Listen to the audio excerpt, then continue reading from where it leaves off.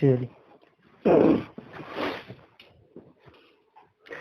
आज हम लोग जो शुरू करेंगे क्लास 11th के लिए जो वेक्टर हम लोग का चल रहा था, वो वेक्टर में आज हम लोग शुरू करने वाले हैं लेमिस थ्योरम। सबसे पहले हम पहले ही लिख दिए हैं लेमिस थ्योरम। देखिए ये लेमिस थ्योरम जो है रियल में बेस्ड है साइन रूल पे। कौन सा रूल? साइन रूल पे। मैथ्स में जो हम लोग साइन रूल पढ़ते हैं वो same to same Lami's theorem है। क्या है? Lami's theorem. तो देखते हैं आज हम लोग कि लेमिस थ्योरम क्या होता है। अगर आप ये लेमिस थ्योरम नहीं सीखेंगे तो आगे जो आपको बहुत सारी दिक्कतें आने वाली है वेक्टर के क्वेश्चन में। तो इसीलिए आप ध्यान से देखें और अंत तक देखें, तब आपको लेमिस थ्योरम पूरा डिटेल से समझ में आ जाएगा। ठीक है। लेमिस थ्योरम क्या कहता है? लेमिस थ्योरम ये कहता है कि अगर अपने पास तीन वेक्टर है, कितना वेक्टर है? तीन वेक्टर है। मान लेते हैं वेक्टर ए है, वेक्टर बी है और वेक्टर सी है। ठीक है, तीन वेक्टर है ए बी सी। लेमिस ये कहा अगर तीनों वेक्टर का रिजल्टेंट जीरो आ जाता है, क्या जीरो आ जाता है? रिजल्टेंट जीरो आ जाता है, तब ऐसी स्थिति में होगा ये कि then the magnitude of vector will be directly proportional to the sine of angle created by two other vectors. Sine of angle created by two vectors, between two vectors, है ना। क्या कहा?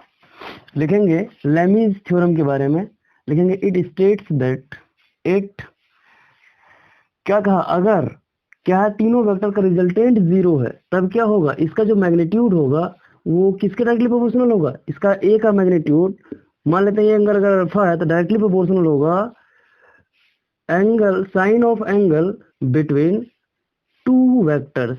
Sign of angle between two vectors, sine of angle between two vectors, sine of angle between two other vectors. क्या है? Sine of angle between two other vectors.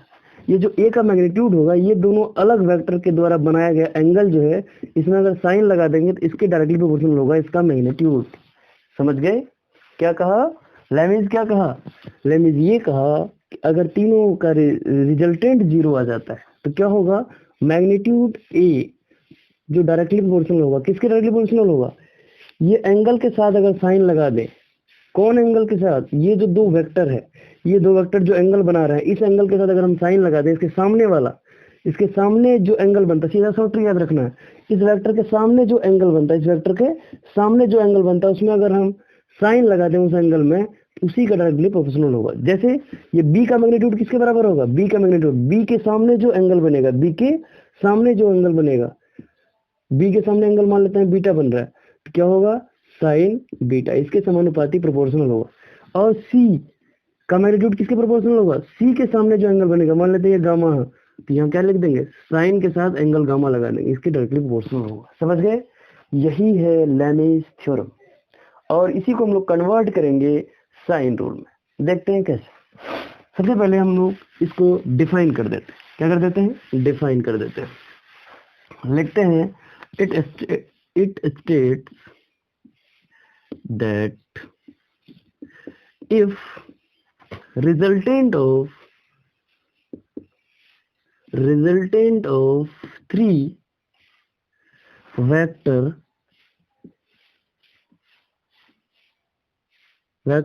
are zero, then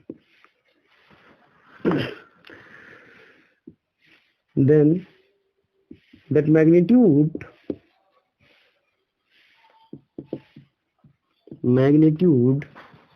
of vector will directly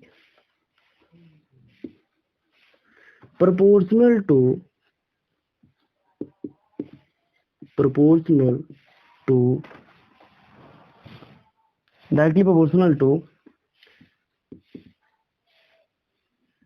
sine of angle created by two other vectors.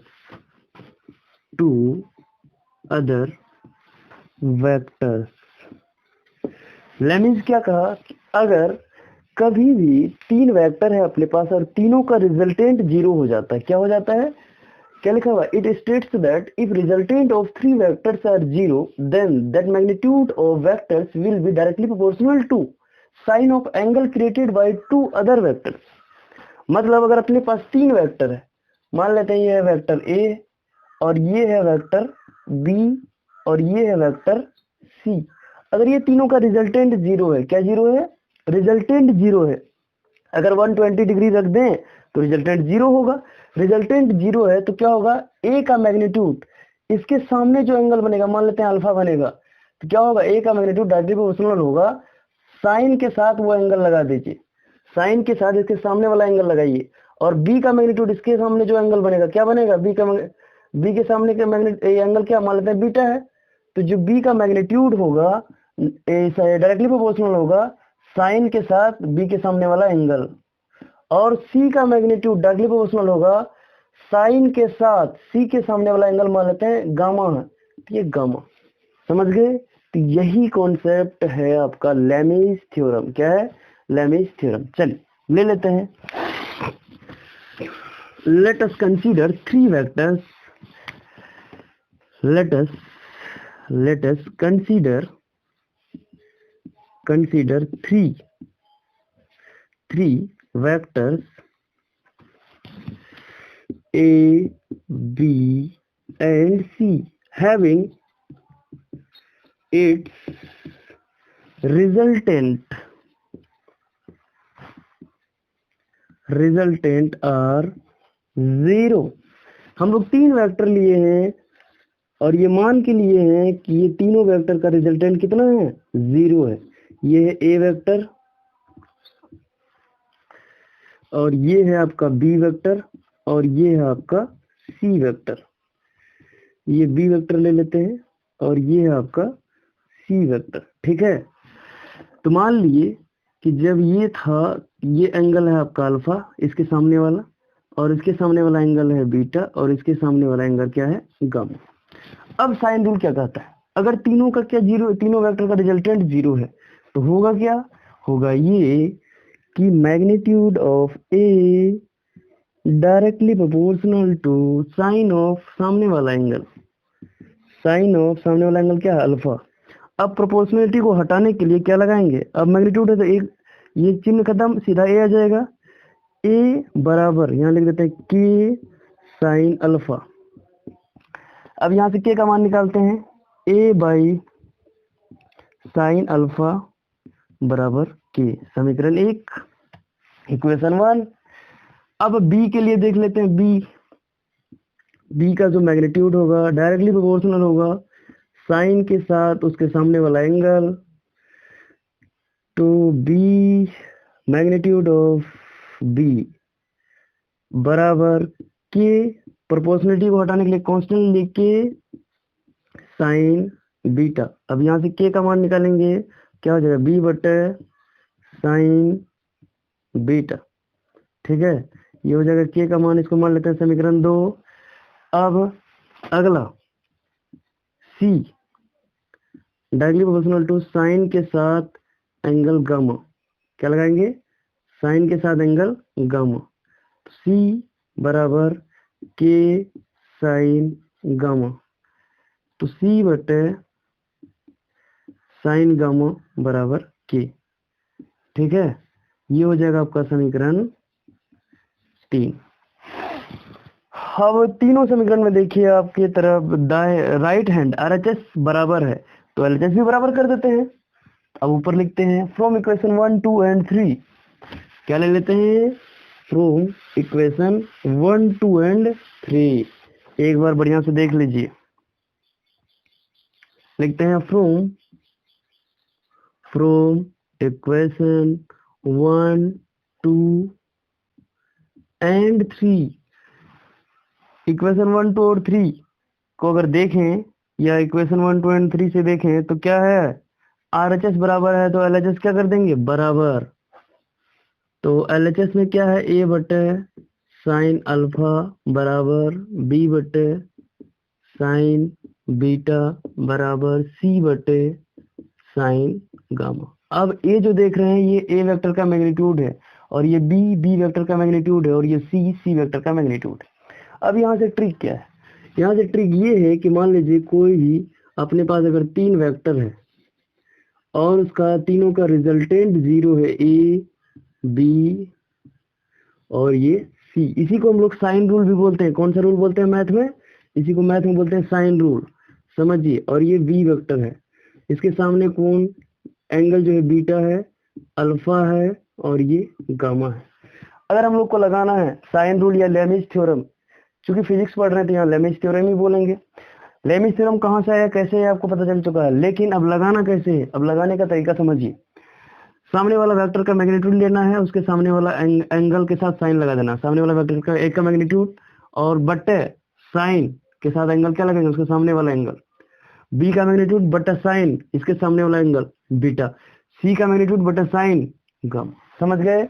बहुत ही simple है। अब हम लोग जो है आगे वाला जो वीडियो है, आगे वाला जो एपिसोड है, इनमें हम लोग क्या करेंगे, लेमिज थ्योरम पर बेस्ड क्वेश्चन करेंगे। ठीक है?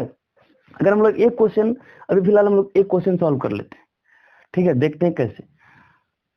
मान लेते हैं क्या मान लें, एक क्वेश्चन सॉल्व कर लेते हैं। इसको पहले देख लीजिए एक बार, आप स्क्रीनशॉट ले लीजिए या पॉज करके पहले लिख लीजिए, उसके बाद अब हम लोग एक क्वेश्चन बनाते हैं। देखिए कैसे। एक क्वेश्चन है, क्वेश्चन कहाँ गया है, बिल्कुल क्वेश्चन यहाँ है। क्वेश्चन में कहा गया कि अपने पास 3 वेक्टर है ए बी सी और तीनों का क्या बराबर है, तीनों वेक्टर का मैग्नीट्यूड बराबर है बी और सी वेक्टर का मैग्नीट्यूड क्या कहा गया, √2 है। कितना है, √2 है। और कहा गया कि अल्फा का मान है 60 डिग्री और गामा का मान है 90 डिग्री। ठीक है, तो पूछा गया बताइए बीटा का मान कितना डिग्री होगा, कितना डिग्री होगा, ये पूछा गया है। देखते हैं, बिल्कुल देख लेते हैं। 3 वेक्टर है तो लगाते हैं ए बटे साइन अल्फा बराबर, लेकिन हमें अगर सिर्फ बीटा का निकालना है तो कोई एक ठो लेंगे, बी बटे साइन बीटा बराबर सी बटे साइन गामा। ए का मैग्नीट्यूड कितना है, √2। साइन अल्फा का मान कितना है, साइन अल्फा 60 डिग्री। ठीक है, बराबर हमें क्या चाहिए, कौन सा एंगल चाहिए, बीटा चाहिए, तो बी वाला लेंगे, इसको लेना जरूरी नहीं है। बी का मैग्नीट्यूड भी √2 और ये साइन बीटा हमें पता नहीं है, बिल्कुल √2 से √2 गया। साइन बीटा को इधर बुलाइए, साइन 60 को इधर बुलाइए। साइन बीटा बराबर ये साइन कितना हो जाएगा 60, साइन से साइन खत्म, तो बीटा का मान कितना हो गया, बीटा का मान भी कितना हो गया 60 डिग्री। काम खत्म, तो अपना काम एंड हो गया है। देख लीजिए, कुछ भी नहीं करना है। देखिए अगर मान लीजिए कोई एक एंगल दिया हुआ, मैग्नीट्यूड दिया हुआ, तो जिनको आपको इनको क्यों नहीं ली, क्योंकि मेरा काम यही 2 से ही हो रहा है, तो इनको लेने की क्या जरूरी है, तो इसीलिए 2 से ही काम निकाले अपना। तो जो बीटा आएगा वो कितना आएगा, 60 डिग्री आएगा। कितना आ जाएगा, 60 डिग्री आ जाएगा। तो ये तीनों का रिजल्टेंट क्या हो जाएगा, 0 हो जाएगा। समझ गए? Very simple. चलिए तो आज हम लोग यही एंड करते हैं, उसके बाद आगे जो है फिर हम लोग इस पे क्वेश्चन करते रहे। धन्यवाद।